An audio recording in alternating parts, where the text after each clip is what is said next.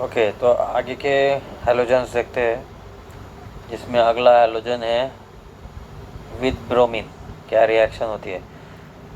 तो bromine reacts with alkane in the presence of diffused light or halogen carrier to give bromo derivatives of alkane, similar to chlorine but less readily reacted. React with alkanes in presence of दो चीज़ों की presence में, एक तो diffuse light या फिर halogen career. इन दोनों के केस में ब्रोमीन ब्रोमो डेरिवेटिव बनाता है अल्केन का।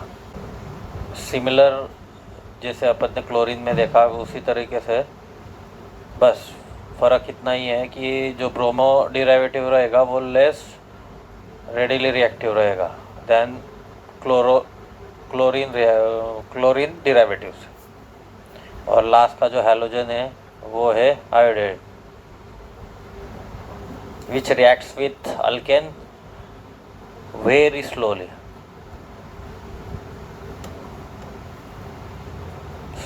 also and also रिवर्सिबली, जिसमें रिएक्शन रिवर्स भी हो सकती है। फॉर एग्जांपल अगर ले कि CH4 मीथेन रिएक्ट्स विथ अगर I2 करते हैं तो ये प्रोसेस आपकी रिवर्सिबल प्रोसेस रहेगी, जिसमें पहले आयोडोमीथेन तैयार होगा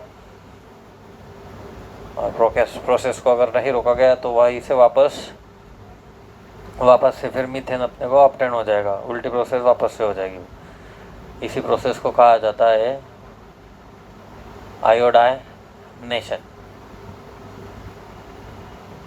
और देयरफॉर रिवर्सिबल प्रोसेस होने के कारण ये प्रोसेस कैरिड आउट होती है in the presence of oxidizing agent,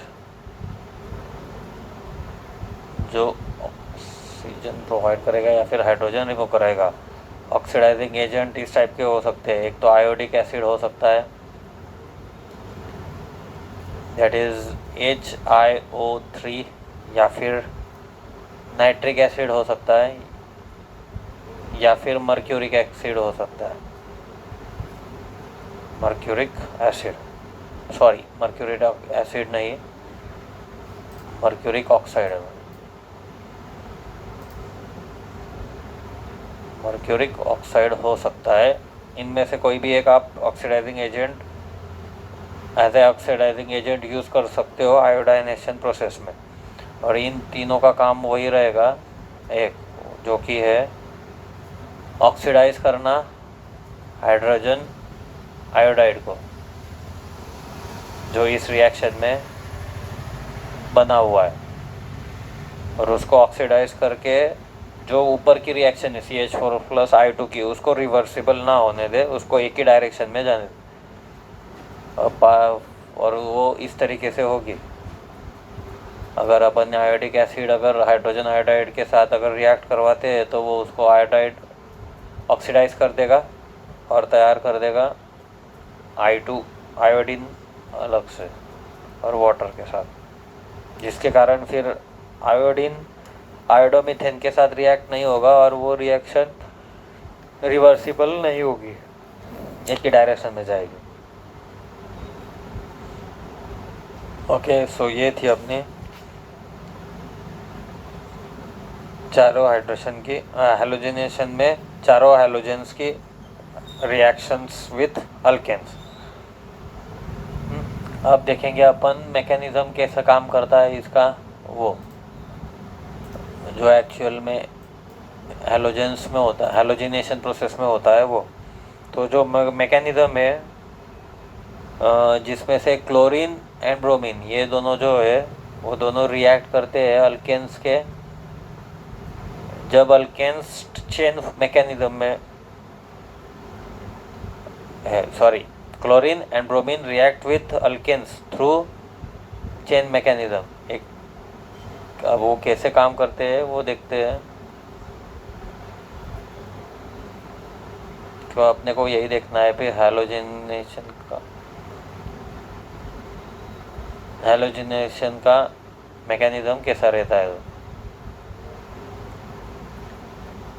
so actually halogenation का स्टेप बाय स्टेप अगर देखने जाए तो टोटल आप हैलोजिनेशन मेथड में 3 स्टेप्स है, जिसमें सबसे पहली जो स्टेप है वो है चेन इनिशिएशन स्टेप।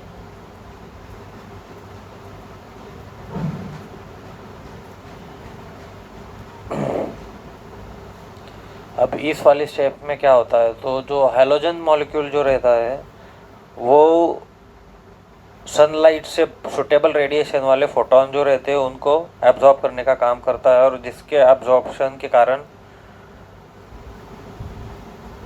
होमोलाइटिक स्प्लिटअप होता है उसका, जिससे वो फ्री हैलोजन एटम्स फॉर्मेशन करता है। इस प्रोसेस में जो होता है वो इस तरीके से है कि हैलोजन सबसे पहले एब्जॉर्ब करेगा photon of suitable radiation from sunlight,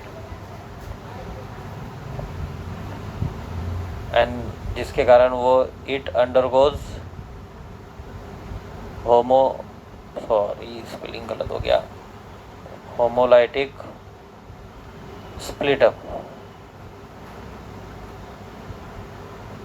for example अगर रिएक्शन वाइज देखने जाए तो Cl2 है, उसने फोटॉन्स लिए जिसके कारण वो हो जाएगा 2Cl, जिसमें ये है फ्री क्लोरीन एटम्स जिसने इलेक्ट्रॉन दिया हुआ है अभी के कारण। अगर इसको ही डॉट स्ट्रक्चर के से देखा जाए तो ये हो जाएगा इस तरीके से।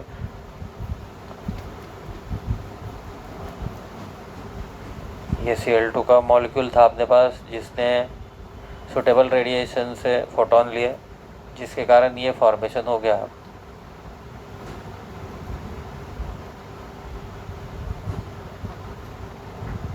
ओके, अब दूसरी जो स्टेप रहेगी इसमें वो है chain propagation step.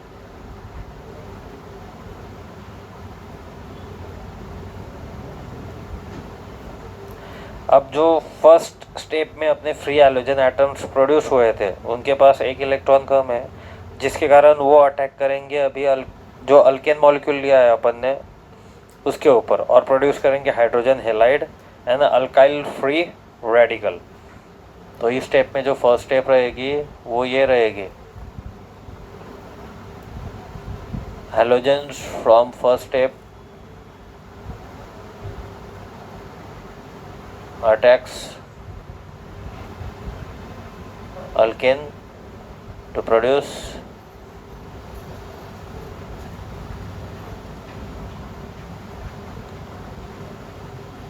hydrogen halides and alkyl free radical, जिसमें ये जो अल्काइल फ्री रेडिकल है वो रहेंगे हाईली रिएक्टिव,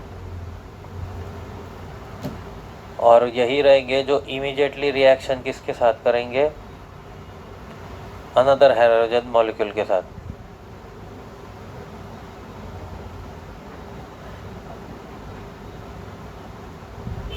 और जिससे प्रोड्यूस होगा हेलो अल्केन।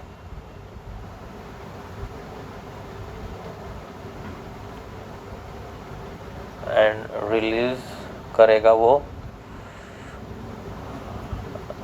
हैलोजन एटम्स को, फ्री हैलोजन एटम्स को,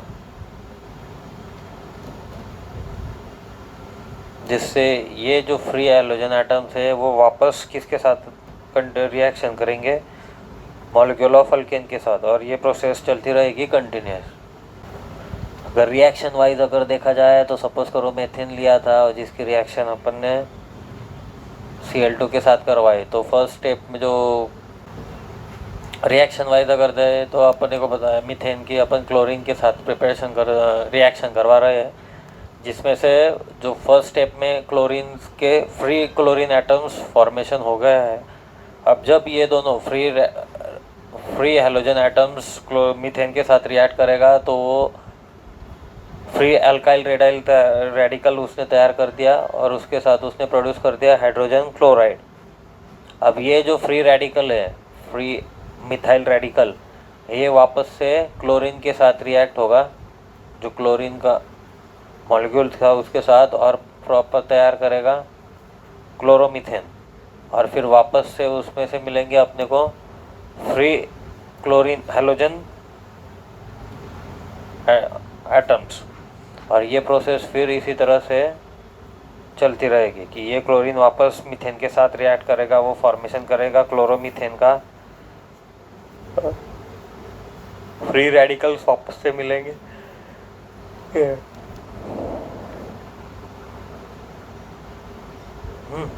तो इसलिए ये प्रोसेस अगर आपको ज़्यादा से ज़्यादा प्रोडक्ट तैयार करने हैं तो उसके लिए यूज़ की जाती है।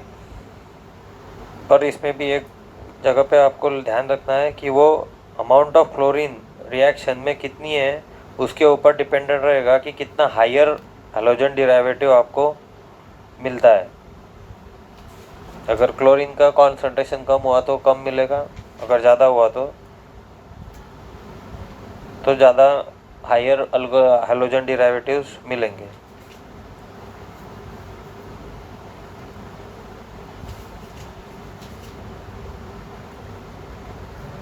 अगर रिएक्शन वाइज जाना चाहे, अगर उसकी बात करेंगे तो वो कुछ इस तरीके से दिखेंगे। पहले अगर CH3Cl की Cl रेडिकल के साथ अगर रिएक्शन हो जाती है तो वो बनाएगा अल्काइल रेडिकल, क्लोरोमिथाइल रेडिकल, और उसके साथ होगा हाइड्रोजन क्लोराइड। वापस से जो अल्काइल रेडिकल फॉर्मेशन हुआ ये रिएक्ट होगा क्लोरीन मॉलिक्यूल के साथ और बनाएगा डाइक्लोरोमीथेन, जिसमें से वापस से मिलेगा क्लोरीन का रेडिकल।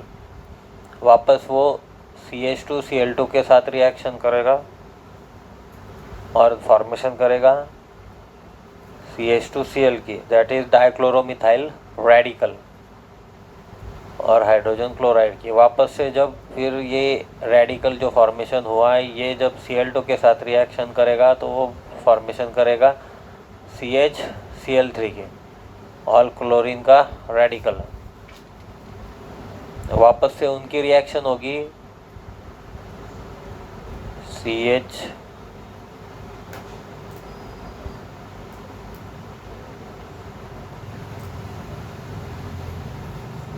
CHCl3 की रिएक्शन होगी रेडिकल के साथ, तो वो फॉर्मेशन करेगा रेडिकल CCl3 और हाइड्रोजन क्लोराइड। और वापस से जब ये रेडिकल फॉर्मेशन हुआ, जब Cl2 के साथ रिएक्ट करेगा तो वो फॉर्म करेगा carbon tetrachloride with chlorine radical. इस तरीके से ये प्रोसेस चलती रहेगी, यहाँ पर ख़त्म होगी। फिर इसमें थर्ड स्टेप आती है चेन टर्मिनेशन स्टेप, जिसमें अब टर्मिनेशन करने का काम होगा।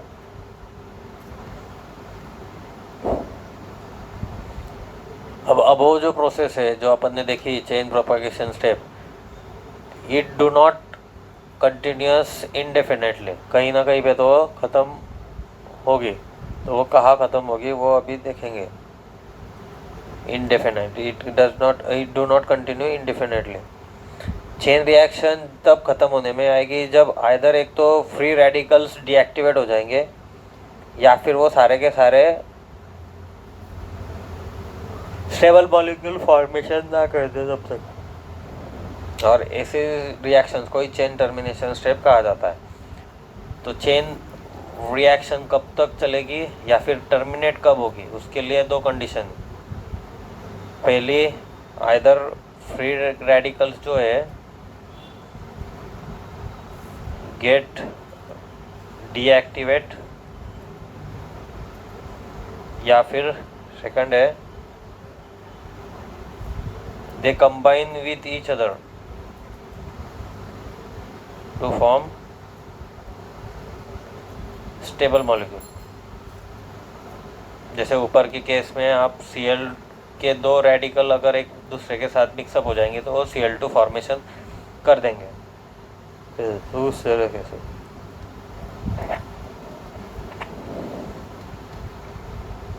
फॉर एग्जांपल अगर देखने का है तो वो इस तरीके से होगा कि Cl का फ्री रेडिकल CH3 के साथ मिल जाएगा तो वो हो जाएगा CH3Cl जो नॉन रिएक्टिव है, जो इसमें फिर हो जाएगी वो ख़त्म। वैसे के वैसे अगर अल्काइल रेडिकल ले तो ये फॉर्मेशन कर देंगे इथेन का, या फिर एक दोनों के दोनों हेलोजन के रेडिकल्स अगर हुए तो उसमें मॉलिक्यूल फॉर्मेशन हो जाएगा। तो इस तरीके से चेन की रिएक्शन जो है वो क्या हो जाएगी, एंड हो जाएगी।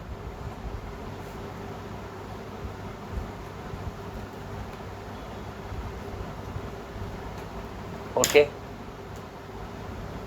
तो ये थी अपनी हेलोजिनेशन प्रोसेस, सब्स्टिट्यूशन प्रोसेस, जिसमें अपन ने हेलोजिनेशन क्या है, उसके बाद अलग अलग हेलोजेंस कैसे रिएक्ट करते हैं वो देखा, और उसके बाद में भी उसका मैकेनिज्म भी देखा, किस तरीके से वो मैकेनिज्म काम करता है, और रिएक्शन कब शुरुआत होती है, इनिशिएट कब होती है, प्रोपैगेट कैसे होती है, और फिर टर्मिनेट कैसे होती है। ओके, तो ये हो गई एडिशन रिएक्शन का एक टाइप, हेलोजिनेशन।